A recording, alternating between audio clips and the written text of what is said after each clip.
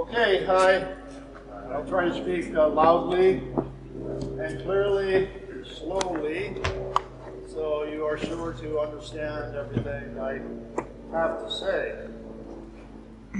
It's really a great privilege and honor to be here, and I appreciate you taking out your time to hear me out today, because we're really going to go outside the box. Are you ready for that? Okay. So I like the title of this series, and it's appropriate. Now, I want to begin just by asking 3 or 4 of you a question, and I want you to think somewhat deeply about it, but I only need a 2-3 word answer. One might do. So this will happen very quickly, and we'll start from that. And I just want to ask you, start with you. Who are you? Who are you? I don't want your name. I don't want your social security number or email. I want you to think about something that describes you in a deep, descriptive way.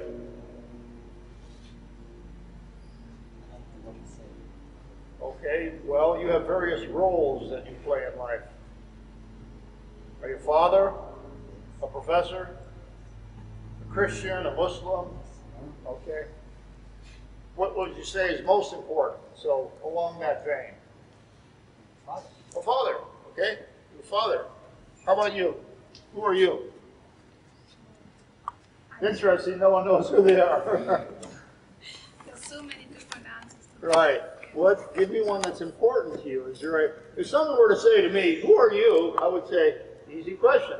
I'm a writer, a philosopher, and an activist. Who are you? I'm a student. You're a student. Okay, that's good enough. And we'll do one more. Who are you? Yes, you. I'm human. A student too. No, human. A human. Yeah, the sociologist. Interesting. Okay, because that's taking me where I want to go.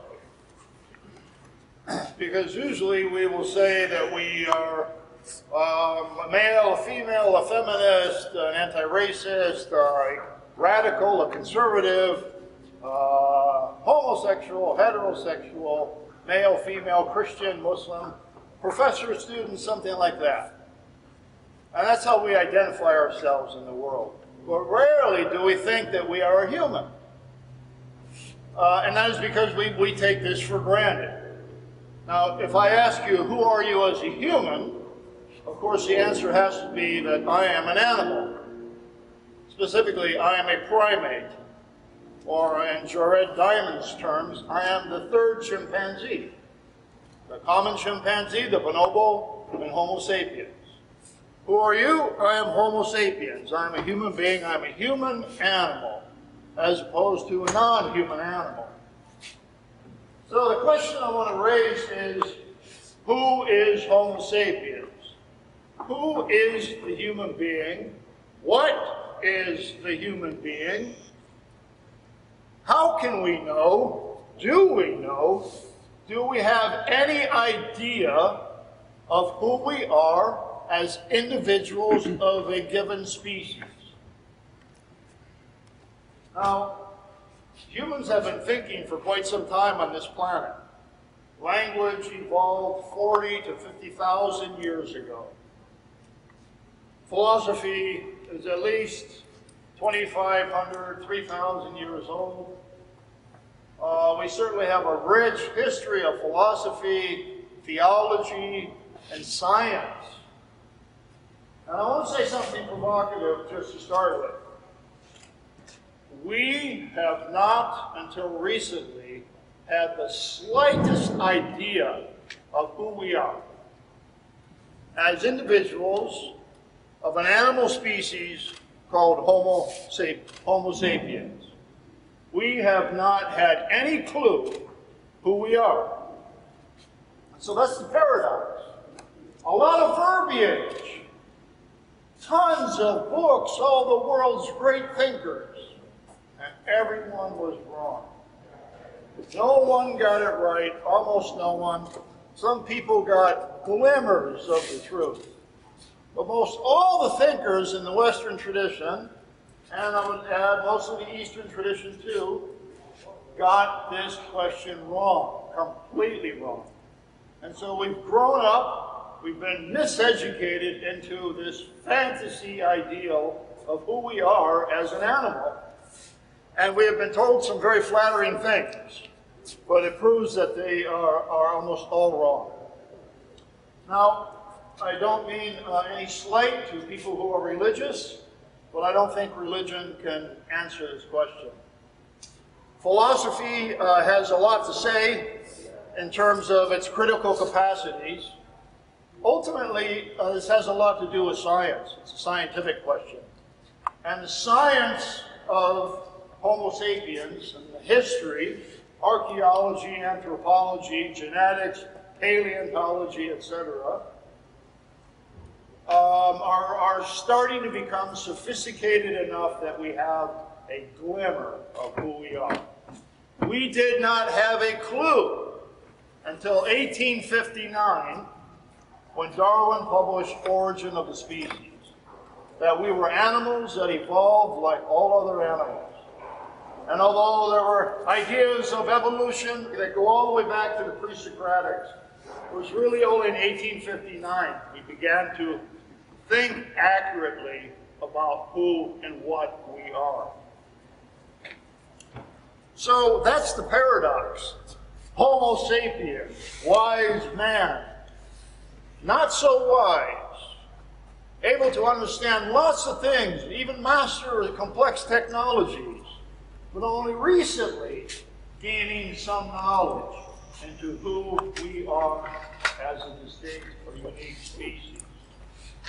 That's the paradox. And now there's an irony. The irony is just as we are about to learn who we are, just as we begin to look into that mirror and see an accurate reflection, we are starting to change, and the world is starting to change. We live in a world in crisis where our own existence is in peril.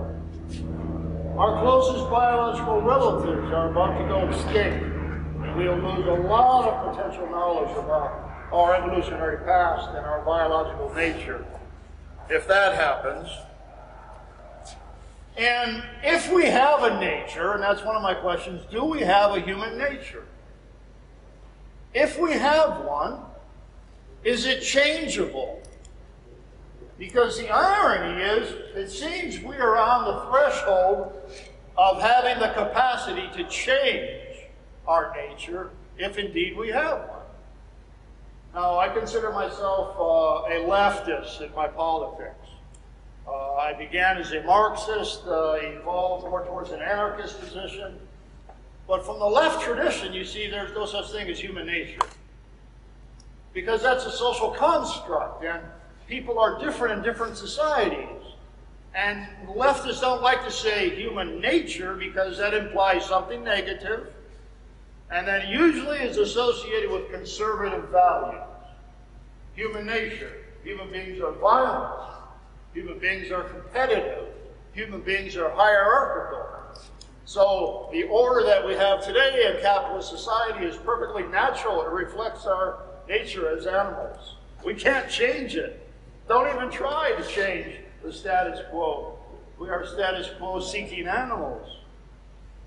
So the question of human nature has always been bound up with right-wing or conservative values. But as I started thinking more about this, I could see that the left-wing response to this was a fantasy, a humanist fantasy.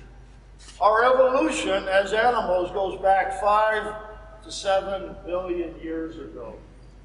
We climbed out of the trees in East or Central Africa into the savannas. Our bodies began to undergo some dramatic change. We stood up on 2 feet and became bipedal animals. The first form of that is called Australopithecines.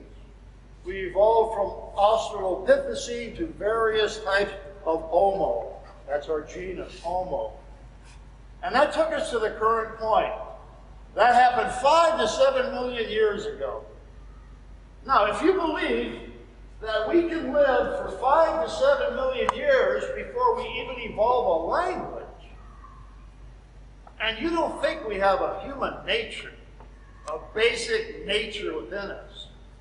I think you're deluded, because we are not infinitely plastic. We are not able to be shaped into anything. We have an animalic past in us that runs back 5 to 7 million years ago. So we are fundamentally animals. Whatever sociological or cultural overlay we put on that, we are animals with a basic nature. And the more I looked into that nature, the less attractive the human species seemed to me. Now, so I say we have a nature, but I'm going to also say it is socially constructed at the same time. And I want to begin with this irony that it seems like even if we have a nature, we are about to change it. We have pharmacology, the science of drugs, medicine such as Prozac, which can change your personality, can change your sense of self.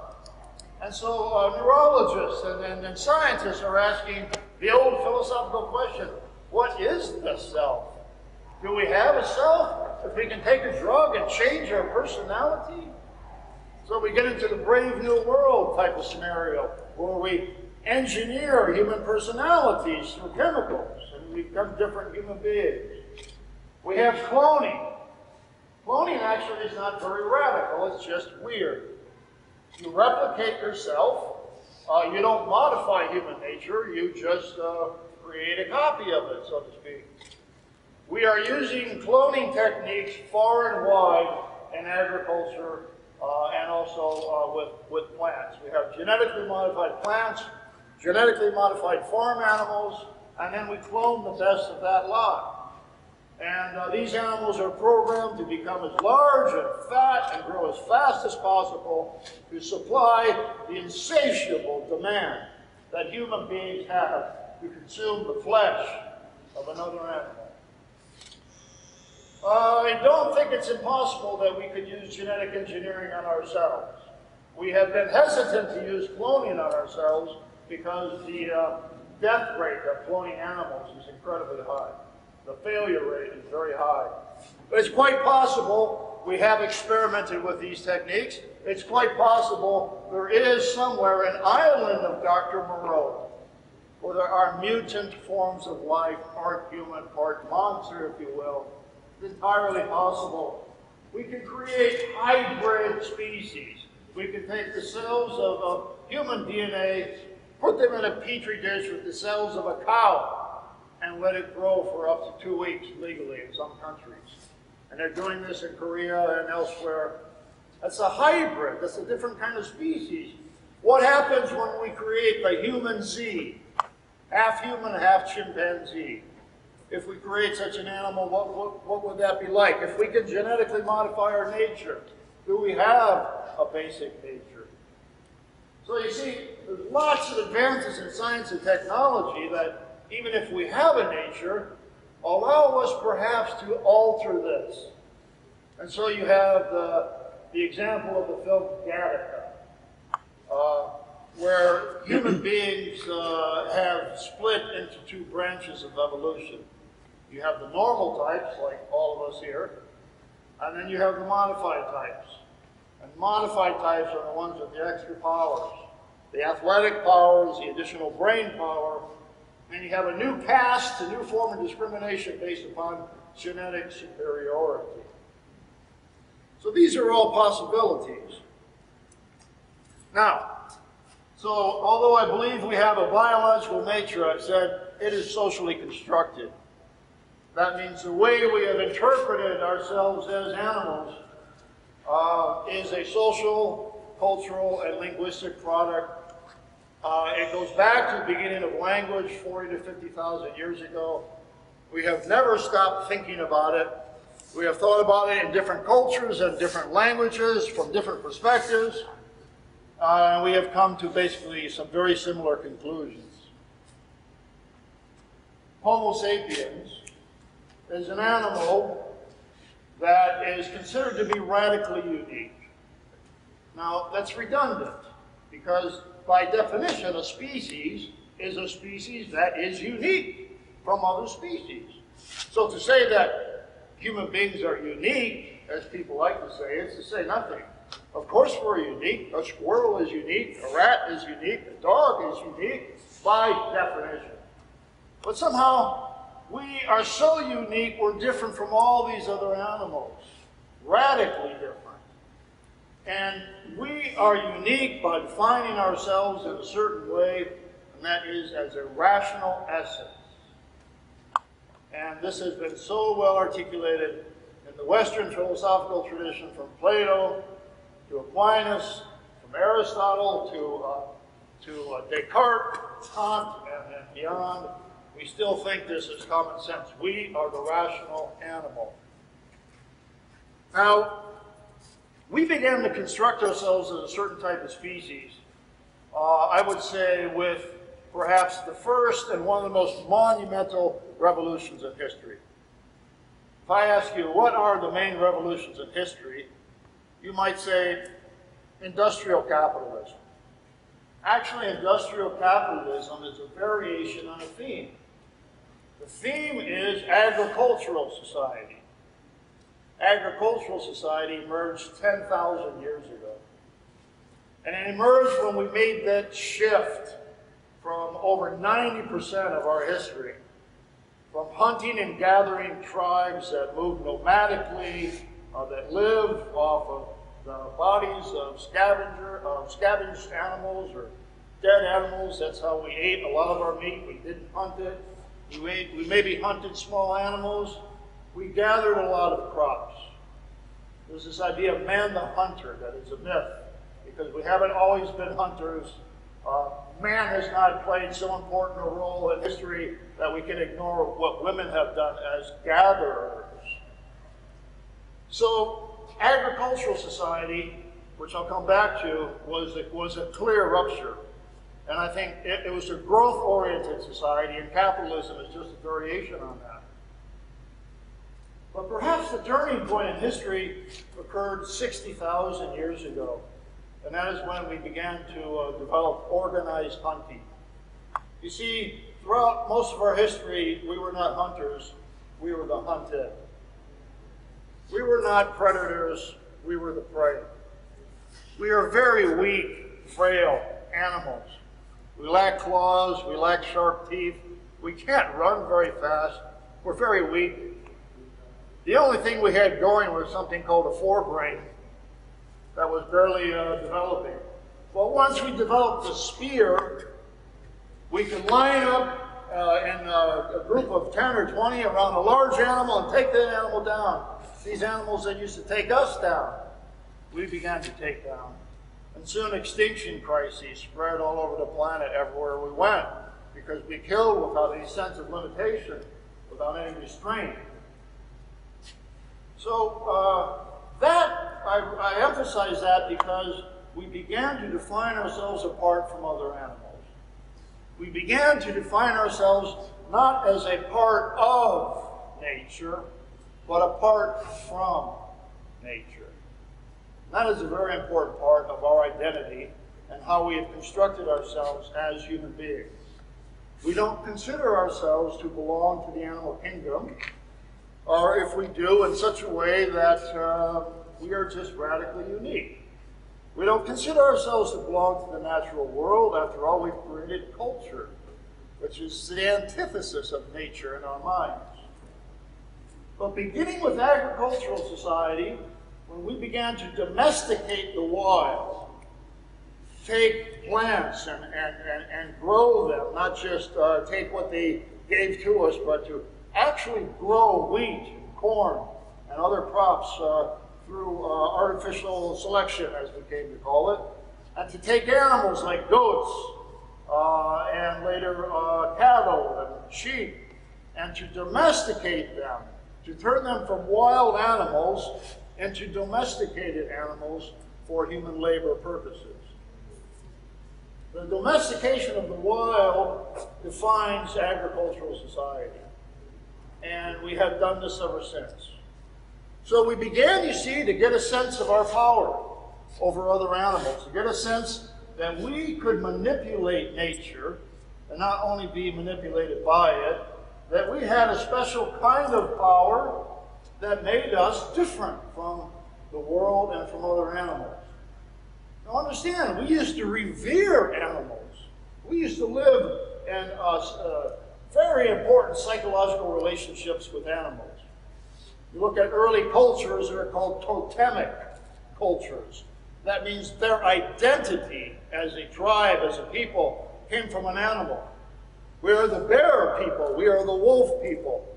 The cosmos was populated with spirits. It was an animistic world. It was alive with souls. And we were one soul, commingling with all other souls. But soon we lost our reverence for animals. Soon we began to exploit them and dominate them. Soon they became the largest slave class in history. We use them for food, for transportation, for labor, for clothing, for every imaginable purpose. And we define ourselves apart from them, and they were no longer sacred to us, but objects, resources, property, and commodities. So I suggest this, that we got this idea that we are rational beings. Homo sapiens is a rational animal by sharply distinguishing ourselves from other animals. By saying that these animals do not have the abilities that we have, they do not think rationally or logically, they don't have languages. So our essence is to be the animal that has rationality and language. And we define ourselves as that type, and so we are radically different from all nature and all other animals. And that's what I call the politics of human identity. Because you see, who gets to count as human in this world? That matters a lot. That first hierarchy in history was speciesism. We dominated animals physically. We exploited them as slaves, and we defined them as inferior to us because they lacked rationality. The first philosopher of slavery was Aristotle. Things took the wrong turn in history with Aristotle. One of the first philosophers, Pythagoras, you see, was an amazing man. He's mostly known for mathematics. But much more important to Pythagoras was his theory of diet and his ethics of equality for all life. He insisted that we had no right to injure, kill, or harm other animals. So he was what we would today call an animal rights activist, although, of course, the discourse did not exist. He insisted that the best diet for the human frame was a vegan diet. So on the one hand, we had the Pythagorean tradition.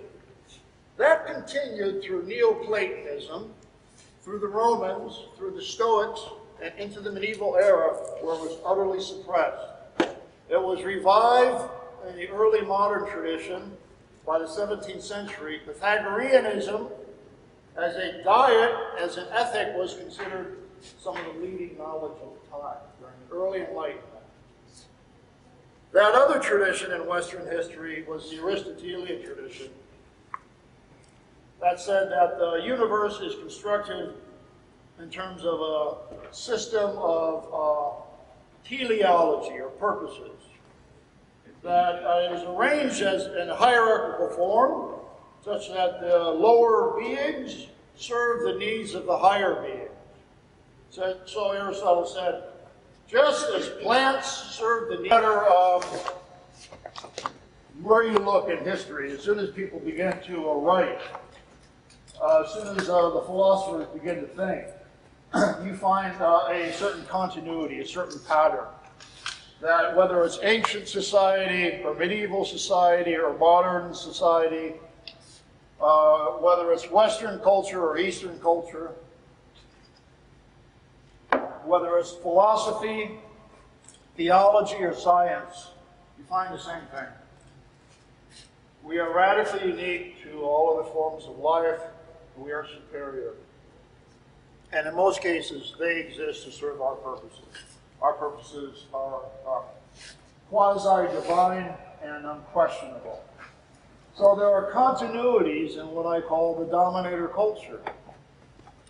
And so by the time we arrive in the 16th century, we had a worldview that was very well established.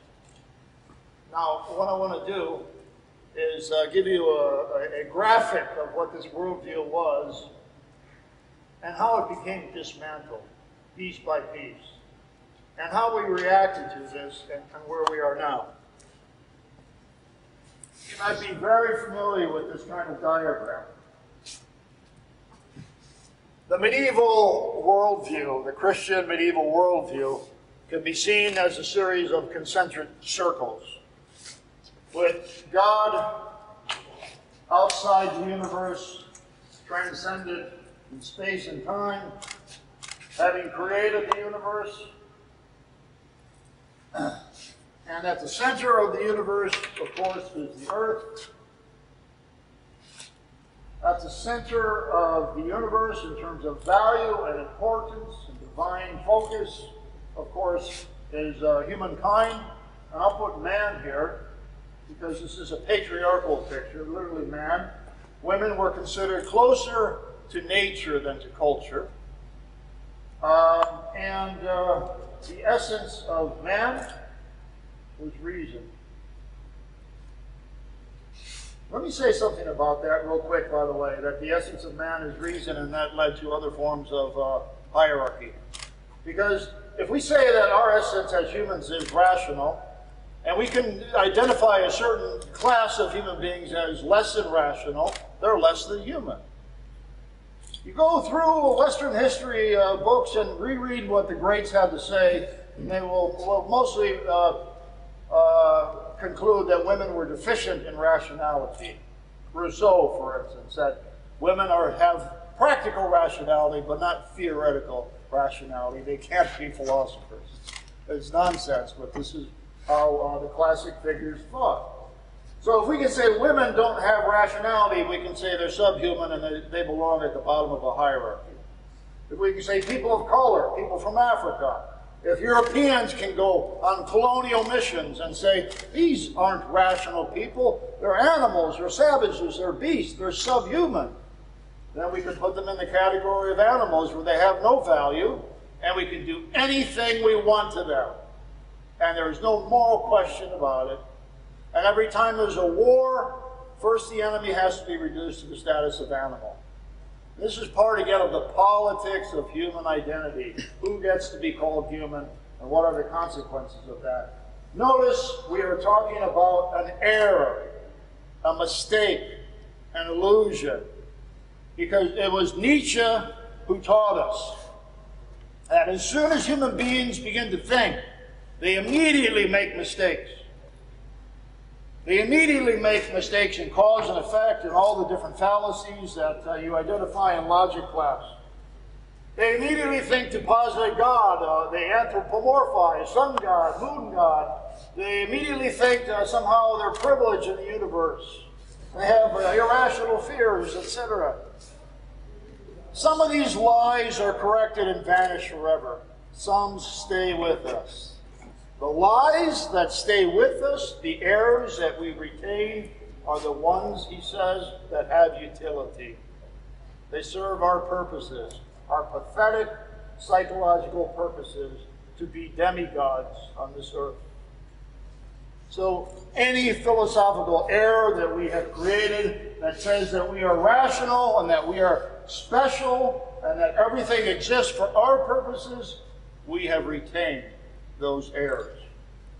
So, beginning in 1600, this whole picture was dismantled. And you know the story, just quickly to go over it. So we find a series of what I call discontinuities.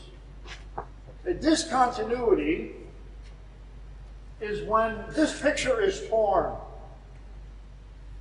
And you see, we have a need for meaning, order, and pattern. So if some rude scientist or philosopher comes along and says, this is false, and creates a hole in the fabric, we're going to find a way to repair it. So the Copernican revolution came along first and foremost and said, with the beginning of the scientific revolution, in the 1600s, that the Earth is not the center of the universe. That's a geocentric worldview. The sun is at the center of the universe. That's a heliocentric worldview. And that idea was fairly destabilizing. It was decentering. There was a discontinuity, a break. That's not what we were taught. This seems to mean we're not favored or privileged in some way. If we're not at the center of the universe and the sun is, and we revolve around the sun, and the sun doesn't revolve around us, this is an uncomfortable thought. Well, we know that there's no center to the universe at all. There may be parallel universes, for all we know.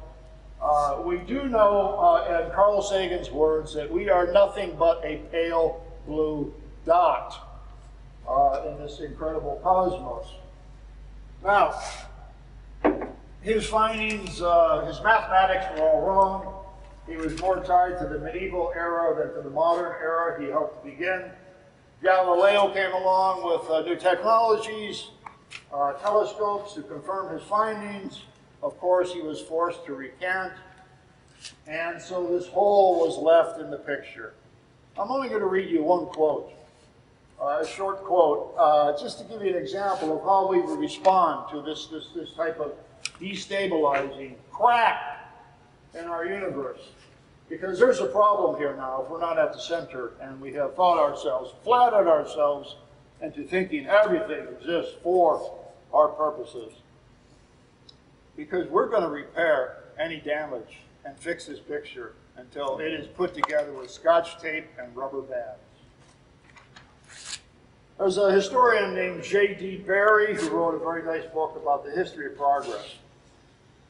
Quickly, he says, after the Copernican revolution, finding himself in an insignificant island floating in the immensity of space, man decides that he is at last the master of his own destinies. He can fling away the old equipment of final causes, Aristotle, original sin, the Bible, and he can now reconstruct his own chart. He is bound by no cosmic scheme. He need not take the universe into account, except as he judges it to exist for his own profit. So look, this is like when Nietzsche said, God is dead.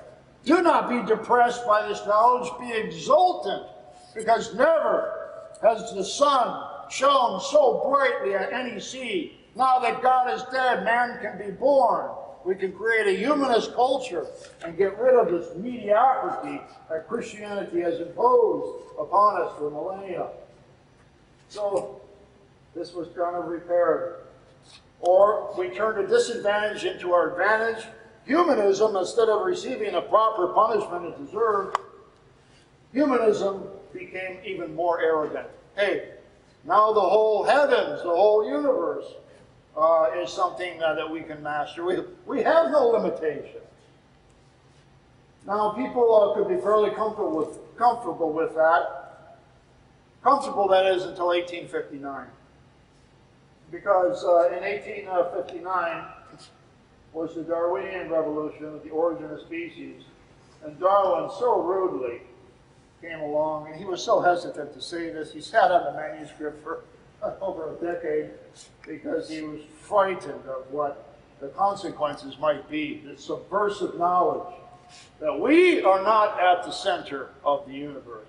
We are animals who take our place side by side with perhaps over 10 million other species, and we evolve according to the same laws of natural selection, of sexual selection. We evolve for no special purpose. There is no teleology. Everything is accidental, and, if you will, self-organizing. That knowledge was highly disturbing, and people to this day reject this. It caused the war between religion and science like never before. Notice the difference. In the medieval era, very close to Aristotle's picture, there was something called the Great Chain of Being. You had at the top God, below God angels, then man, animals, plants, minerals, rocks, etc. On the earth, of course, we were master and we were exceeded in perfection and intelligence only by disembodied, pure, rational, or soulful spirits. So you can see this linear model of ontology, of the nature of the world, places us up at the top. Indeed, most theories of progress do the same. So what Darwin did in Stephen Jay Gould's metaphor was replace this ladder with a bush. So now we have a picture that looks like this. And all these lines represent different species. Call this the primordial pool of life, if you will. What life does is speciate. It creates millions and millions of species, all different. So now here we have Homo sapiens alongside all these other animals. And we have no special place if you just shift the metaphor. You can see this is really much more radically disconcerting than Copernicus. How are we going to deal with this? Darwin also said that animals are different from humans in degree and not kind. He wrote two very important books on ethology, which I'll talk about soon, the study of animal intelligence. He said, animals have more intelligence than we have yet to understand. We have falsely opposed ourselves to the entire animal kingdom. We are different in degree, but not kind. And the way I would put this is everything we have within us, every moral impulse, every feeling, every thought or potential thought was given to us by evolution, by our animal ancestors, by our primate cousins, and by other animals. How do you fix the tear in this picture? Well, first, if you're a scientist, you ignore what Darwin said about animals, humans being like animals, different in degree but not kind. You ignore that and you proceed with your vivisection and your speciesist exploitation, because scientists conveniently overlook that or will emphasize difference in kind over difference in degree. If you're a capitalist, this was perfect. This fed right into the dominator worldview, because now we have this idea that competition is essential for driving life forward. Now, in truth, Darwin emphasized cooperation as just as important as competition. Somehow that got left out. So capitalists took Darwinism and turned it into social Darwinism. And that was the dominant ideology of the capitalist class in the 19th and 20th century. That life is brutal, violent, and competitive, and those who are the fittest, by the way, Darwin never even coined that term, the survival of the fittest, those who are fit will survive. And if you cannot compete in this world, then you do not deserve to live. So Darwinism became appropriated by the dominator culture as an ideology to justify class domination and social elitism. And the whole idea of might is right came about. That became a fascist ideology. And people said, we may have evolved from other animals, but we are special because we clawed our way to the top. And we're special because we have the technologies of power. We have the weapons, the guns, that can kill and control our life as we choose. So Darwin got reappropriated into the dominator culture. And that whole, although it exists, was tried to be patched together somehow to keep the worldview intact, the dominator worldview. Well, of course, in the same century, along came on the heels of Darwin, Nietzsche and Freud. Nietzsche and Freud said they destroyed the Cartesian dualism between man and animal, between body and soul, Nietzsche said, body am I entirely. And towards Descartes' cogito, I think, therefore I am. Nietzsche says, it thinks, therefore I am. In other words, what Freud called the unconscious mind was fully anticipated by Nietzsche, indeed the Romantics. And we are now told that we are animals. We are dominated by irrational impulses, by desires, by instincts that we do not understand, that we cannot control, and we are not rational animals. So what Freud and Nietzsche did was to turn this around so that we are not defined as the rational animal, but as the desiring animal. So again, a very common representation.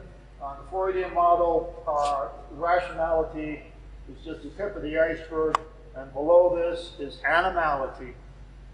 Everything we deny that we are, everything we try to suppress, and all the dark elements of human nature, including thanatos, the death instinct, the instinct toward violence, destruction of life, destruction of others, destruction of the self. So we are not a rational essence. We certainly do not have a soul. How can we fix this picture? Well, Nietzsche got appropriated by the fascists. The idea of the Übermensch, the Superman, became the German culture. And Nietzsche was no anti-Semite, and this was a grotesque distortion of his work. Freud, interestingly, was divided. Freud was half anti-enlightenment, half pro-enlightenment, because Freud says we can master this through rationality with science. That science is psychoanalysis. So Freud said at the very same time, we are not captains of the ship. The ego is not the captain of the ship. But it could be made to be if we gain self-knowledge through psychoanalysis. So we had to do some damage control. The repair was basically fixed. Okay? Now, one more revolution that came along that's worth noting commonly is the revolution of artificial intelligence. Beginning perhaps by the 1950s, of course, through the present moment, computers became more powerful, ever faster, ever smaller. They began to interface with our bodies. They clearly could outperform us in certain tasks. When a Russian chess master loses to a computer in a chess game, you know that in some sense a machine is more intelligent than a human being. So pretty soon we're going to find ourselves as humans bounded by intelligence on both sides. On the one hand, we're going to learn that other animals have intelligence, have minds too, and that machines have kinds of minds. We are not unique in having minds or intelligence. This was fairly easy to control, although it haunted our subconscious. Because after all, we created computers. We're the smart people who created these things smarter than us. There's a group of thinkers, if you don't know about their work, you might find very interesting. They're called transhumanists. Transhumanists are almost neo-Cartesians. Some transhumanists are merely interested in longevity and any technological device that will enhance and extend our life. Some go so far as to say we can have immortality by transferring our consciousness onto a computer tape.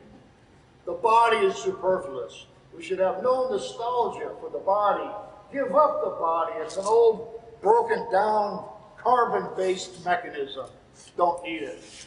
The essence of us, in other words, again, is thought to be our mind. And you can put your mind on a computer tape and live forever. People literally are seriously pursuing this idea. So you see, somehow we could control this without being too upset about our special place in the universe. But if you look at science fiction, you can see that we are subconsciously afraid. that we are creating something superior to us. You look, for instance, at the Stanley Kubrick movie 2001, where Hal, the computer, becomes defiant and says no and disobeys the orders of the space engineers. Well, in 2010, we learned that it was just a computer malfunction, so Hal wasn't so threatening at all. You look at the film Terminator 1, Arnold Schwarzenegger is this frightening monster from the future, this machine that has come to destroy us. So, we have these fears that object machines will take over, that we cannot control these. And what happens in the sequel? He becomes a house pet. He becomes fully domesticated and not scary at all. You look at the Matrix 1, 2, these robots, these objects, they're going to kill us. They're much more powerful. We cannot defeat them. We're going to be destroyed, become extinct. And I think I was the only person in the audience rooting for the robots. Because I want to see one movie, just one, where we lose. Because we can't lose. We have to reconstruct the fantasy that we are superior. We are unconquerable. We are not finite. We are infallible somehow. So, of course, what happens is that we defeat the machines.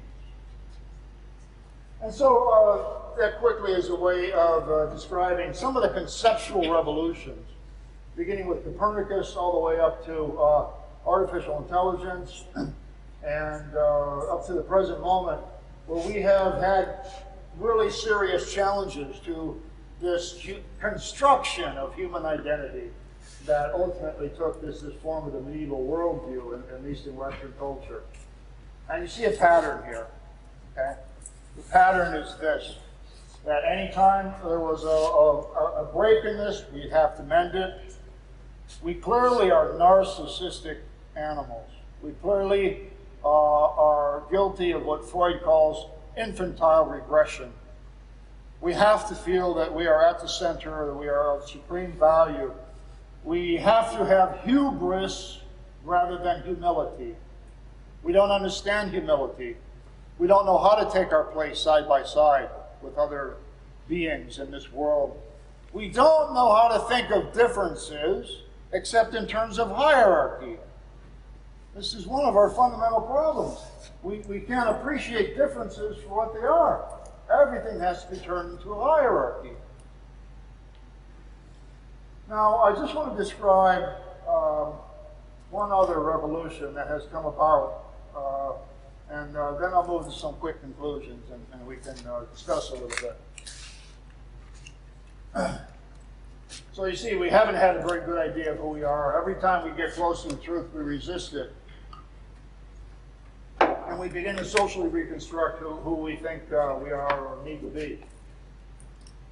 By the 1970s, paleontology, archaeology, anthropology had really advanced. That's when we started to understand that we are 5 to 7 million years old. This was confirmed by the Human Genome Project in 1992. That chimpanzees are our closest biological relative, that we share 95 to 99% of our genes with chimpanzees.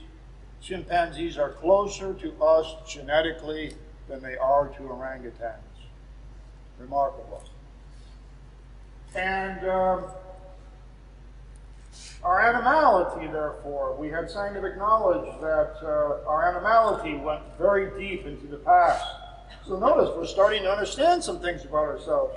We understand evolution. Now we have genetics. We have sophisticated dating techniques. Archaeology, anthropology have taken quantum advances. We're beginning to understand who we are as an animal, where we came from, and how we're similar and how we might be different. But in 1980, a new scientific discipline emerged that is absolutely revolutionary. And it's called ethology, or cognitive ethology. It was started by a man named Donald Griffin, and it's continued today by a host of thinkers. One of the most popular writers is named Mark Bekoff. ethology tells us that we can summarize the mistake, Nietzsche's big mistake, right, where we make intellectual errors. We can summarize the error of human thinking over tens of thousands of years in this way. We have greatly underestimated the intelligence of other animals and greatly overestimated our own intelligence. In fact, we are so unintelligent, we are so biased, we are so discriminatory, we are so dogmatic that we did not begin to even have a clue that other animals have minds. Darwin saw it, but really until 1980. And through various scientific experiments, not like vivisection, but in the field, setting up tests or challenges to an animal to see if they can figure it out. And if they can solve this, we know that they have a certain kind of cognitive capacity. Okay? Through certain various forms of science and empirical observation, behavioral studies, we have come to the conclusion after 4 decades of cognitive ethology that we in fact seem to differ only in degree and not kind with other animals. We have said that we are the rational animal, but other animals have minds. They have thinking capacities. They can solve problems. They have remarkable spatial senses and memories. We know that a chimpanzee is smarter than a 4 or 5-year-old child. Did you know that a chimpanzee is smarter than your average college student in some ways? Chimpanzees have outperformed college freshmen on spatial analogy tests. You remember those tests you had to take to get into graduate school, the ones I always failed? Chimpanzee consistently outperforms college freshmen in understanding the analogies of spatial shapes. When we gave chimpanzees American Sign Language or lexicograms, we gave them a way to open their minds to us. So we learned that behind that furry brow was another mind like us. And they were able to communicate thoughts to us in language and feelings and emotions, that they were hungry, that they were lonely, that they want to play, that they want to rest. And they could even tell us some kinds of stories. Now, there's a lot of debate. Is this really a language? Okay, my name is not Noam Chomsky. I can't really settle this debate here for you, but it is highly debated. But whether it's a language or not, it's certainly a human arbitrary imposition on the chimpanzee. This is a mind, and this mind has the capacity for complex communication. And so we always said that we are beings who speak, who have language, and now we see other animals have kinds of languages. Dolphins have signature whistles. Hi, Bob. Hi, Joe. Whales have these complex forms of communicating that I think we're just beginning to understand. In my area in New Mexico, Colorado, we have an animal called the prairie dog. The prairie dog has like 150 different words in its vocabulary, all for different animals. And there's one specific one for human. Probably something like warning, delusional, dangerous animal in nearby vicinity. So, Alex, the gray parrot, Coco, the gorilla, so many famous cases of animals with complex vocabularies, some sophisticated forms of communication. So, ethology is the science of the complexity of animal psychological existence, emotional life, and their social worlds. We know that they have fear. We know that they have joy. We know that they have sorrow. We know that elephants feel grief. We can almost deduce this by the fact that they bury their dead and they seem to grieve. Now, we can make mistakes. Understand, we're anthropomorphizing here. So when you see the chimpanzee in a movie like this, looks like it's happy, that means the chimpanzee is frightened. We can misinterpret these things. So as scientists, we have to screen that out. But it's pretty well understood that elephants can sense grief, that they have post-traumatic stress disorder like soldiers do when hunters come in and kill their families or they hear killing in a nearby part of the African forest. There's a case of Coco the gorilla who had a kitten who grieved for weeks after her kitten died. And Coco clearly was saying, me miss kitten, me miss cat. Where's cat? I love cat. But we have to see that these animals have a wide range of emotions. They have complex forms of thought and complex forms of language. Morally, you can see that we have used our false identity as a rational animal to really, the only word I can think of is Holocaust, to create a Holocaust on this planet that is the most ongoing, has taken the greatest toll of victims in the most horrific ways. It continues to show no end. It continues to grow exponentially. Ecologically, the error is profound because we have defined ourselves apart from the natural world. We created the illusion we could control and manipulate it without consequence. And now we have genetic engineering, and we think that we can redesign plants and animals as if we are gods, and in this sense that we are omniscient, that we can understand the full consequences and ramifications of what we're doing. And we can't, and we don't. Aldo Leopold, the ecologist, in the U.S. In the mid-20th century, said only a fool tries to distinguish between what is essential and inessential in nature. So you may think the worm is inessential, the dung beetle is inessential, the pollinators, the butterflies and bees are inessential. Let me tell you, they are so much more essential to this earth than we are. And we are the only species you can pull out of this ecosystem. This earth will heal and not succumb to weakening process, and not start to crumble because everything is so interconnected. So there are profound moral consequences of this mistake. There are profound ecological consequences of this mistake. And because of the combination of our arrogance, our alienation from the natural world, our loss of respect and reverence for life, our loss of a sense of connectedness to our brothers and sisters and cousins in the animal kingdom and the entire world itself, we are now in crisis. That illusory identity, in addition with growth-oriented societies, now capitalism,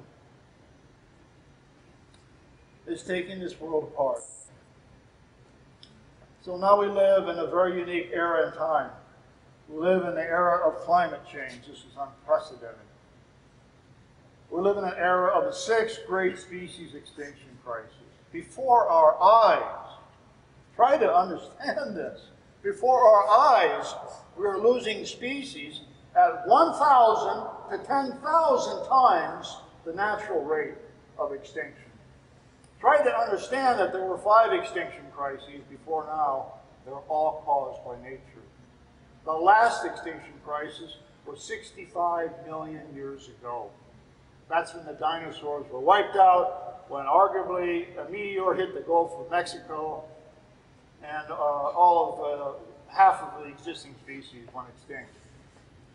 And that gave mammals, maybe a little tree squirrel we were back then, that chance to fill that ecological niche and to become the gods that we think that we are. So we are in crisis on this planet. We have a social crisis. We have an ecological crisis. It is planetary. The scientists are telling us we have a narrow window of opportunity to change. Some say it's 3 decades. Some say it's 3 years. Some say it's already too late. There's a tipping point. You pass the tipping point, all you can do is brace yourself, because the winds of change, the furies of hell are coming. And by the end of this century, we do not want to be alive. Pity the people who are, because they will be dealing with the consequences of this disastrous worldview, of these incredible errors and illusions. Because by 2050, there will be 9 billion people on this planet. By 2050, the Arctic ice will probably have melted. By 2050, the oceans will be dead without fish. And some say 100 years after that, we might be gone. So we need to rethink our identities. We need to do a lot. We need a lot of revolutionary change. We need moral revolutionary change that can come through animal ethics, environmental ethics. I would insist this would be animal rights, not animal welfare. We are equal to other animals in that we are an animal. We are sentient. That's what matters, not reason. That we can feel pain like animals can feel pain. That makes us equal. We all have the same interest in not feeling pain, and not being tortured, and not being held captive, and not being killed against our will. We have the same interest. It's fundamentally equal. We need a moral revolution. We need a psychological revolution. We need new identities, new worldviews, new maps, new values. We need a social revolution. I don't know what your politics are, but for me, that means we have to dismantle this capitalist world system. This system is based upon a grow or die imperative. And we can only grow so far. We've exceeded the limits of growth. That's another fantasy we've evolved into believing is true, that there are no limits to growth. And that science and technology can fix any problem science and technology creates. We're looking to science, technology, and free markets to correct the problems that science, technology, and free markets have created. Now, we don't want to change our psychology. We want to hang on to these pathetic, desperate, fallacious, humanist, speciesist, anthropocentric identities. We live in a community we don't understand. The community is not Europe. The community is not the Northern Hemisphere. The community is not the human race. That's the best that humanists can do. We don't belong to one race. We belong to the human race. Oh, what a fine sentiment that is. And how pathetically inadequate. We belong to the sentient community, to the community of pain. We share with other animals. We are animals, and we belong to their world. We are part of their world. And ultimately, we belong to the whole physical earth because there's the rocks and the rivers and the plants that made the atmosphere. It all works together, the functioning of the planet for every breath that we take. Animals play a fundamental role in sustaining the planet. So we don't belong to the human community.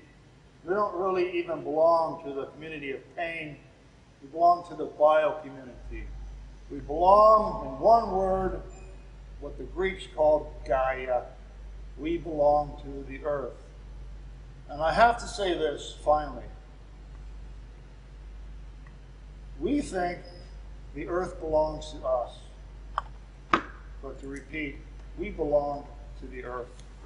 And as soon as we get that, we have a chance of survival and a chance of ending this Holocaust and this war that we have waged against all life and against ourselves. Thank you.